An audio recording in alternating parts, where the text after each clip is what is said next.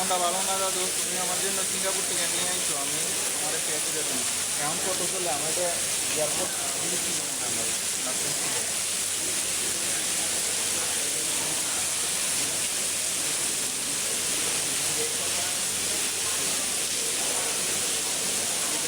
আচ্ছা ঠিক আছে, ঠিক আছে।